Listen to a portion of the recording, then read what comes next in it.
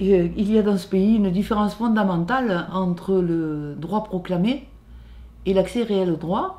Et je voudrais raconter ce qui est arrivé à mes enfants par rapport à la succession de leur père, Jacques Garcin, qui est décédé le 30 août 1994.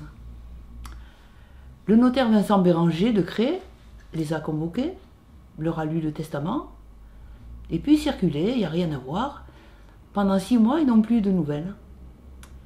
Et quelque temps après, ils ont appris par notre notaire du Vaucluse que les comptes en banque Crédit Agricole, Caisse d'épargne de Cré avaient été vidés. Les 3 véhicules vendus parce que le notaire Béranger avait mis les cartes grises au nom de la veuve. Lorsqu'ils avaient demandé à la préfecture des explications, on leur a répondu « Ah, mais le notaire a verrouillé, nous a demandé de verrouiller toutes les explications concernant ces véhicules. » Bref, il ne restait plus grand-chose de la succession de leur père.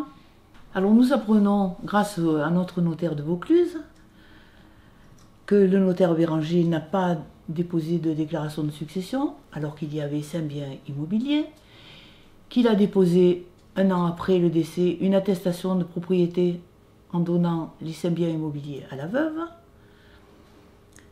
Et vraiment, nous ne savons plus vraiment vers qui se tourner.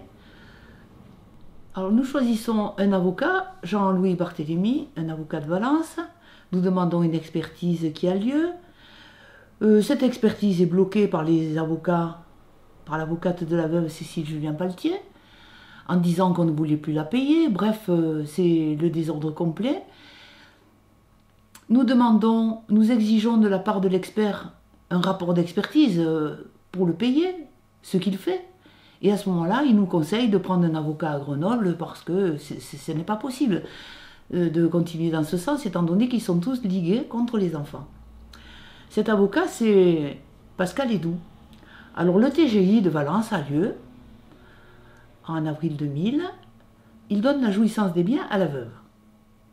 En 2002, la cour d'appel de Grenoble, à laquelle nous assistons, a quand même une parole beaucoup plus rassurante pour nous, c'est-à-dire que il ne peut y avoir de jouissance puisqu'il n'y a pas de donation au dernier vivant.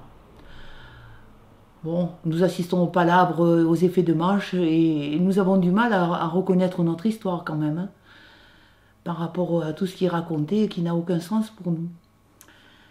Et lorsque nous recevons la décision de la cour d'appel, nous sommes surpris, parce que la veuve a bien la jouissance de tous les biens.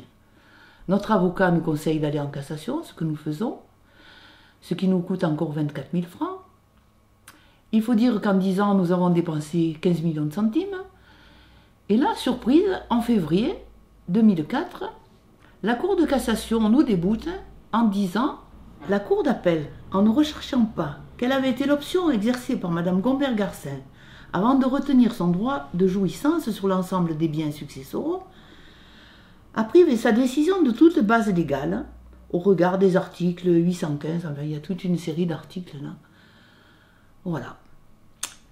Voilà, à ce moment-là, bon, décision arbitraire et sans fondement qui ne sera jamais respectée parce que nous pensions qu'à ce moment-là, les enfants avaient droit à la nue propriété, ce que nous aurions accepté. Bon, nous nous rendons compte après coup que cette décision de jouissance favorisait la veuve dans la mesure où elle s'était emparée de tous les biens. Elle s'emparait des récoltes des vignes AOC, des loyers de la maison. Et à ce moment-là, son avocate, c'est l'avocate de Valence, Cécile Julien-Paltier, dépose à la conservation des hypothèques le procès du TGI de 2000 en falsifiant les décisions. Et à ce moment-là, les enfants deviennent, avec la veuve, indivisaires. Le notaire Gérard Flandin est désigné pour effectuer le partage, puisque maintenant ce sont 3 indivisaires. Et à la vue de tous les faux contenus dans le dossier, il le rend à la chambre départementale des notaires, ne voulant pas l'assumer. Le notaire Montagne, associé à Vandevor, est nommé au mois de mai 2004.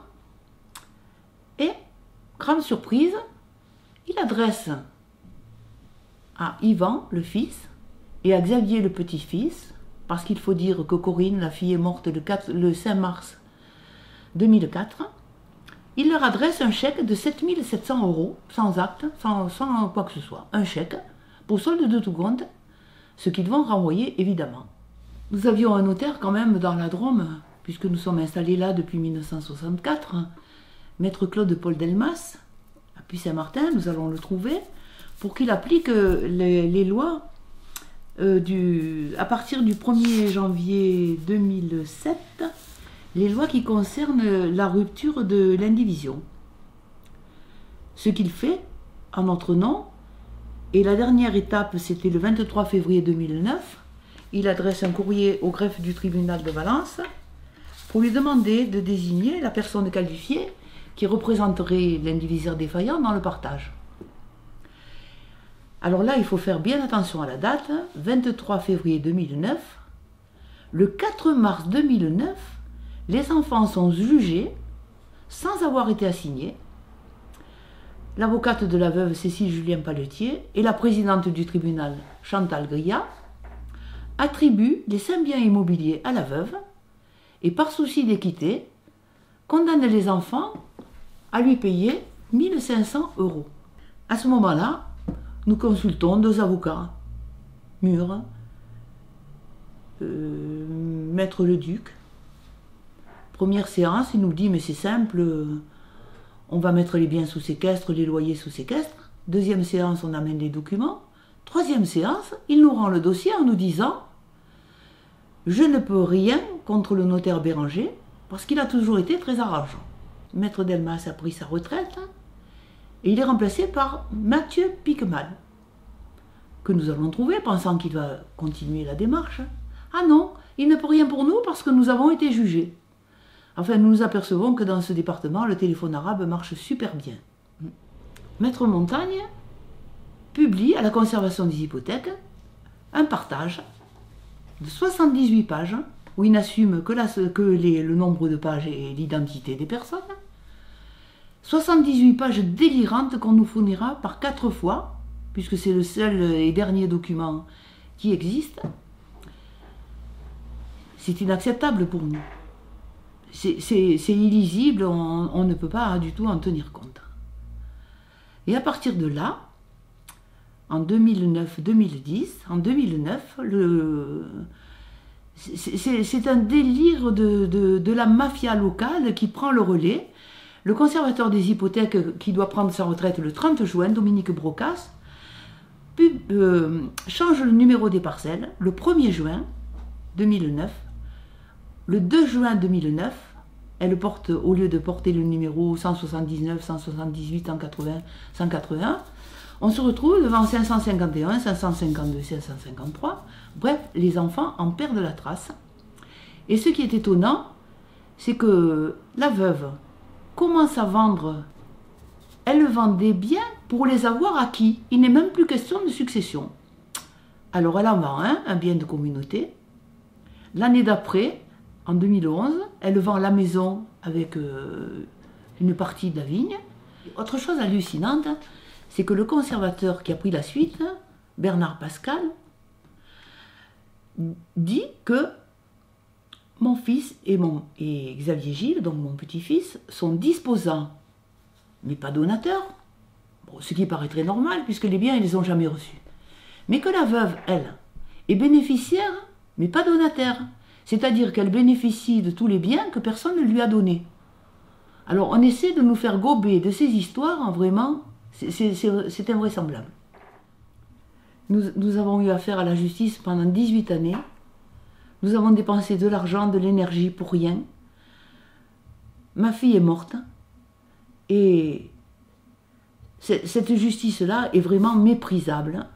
Parce qu'elle est capable, comme disait Denis Seznec, elle est capable de détruire des familles pendant 3 générations. On n'arrive à rien du tout. Le mode de fonctionnement est incompréhensible, inacceptable. Et le désordre qui est semé dans les familles aussi. Voilà. On est vraiment démunis. C'est incroyable quoi, ce qui se passe. C'est incroyable.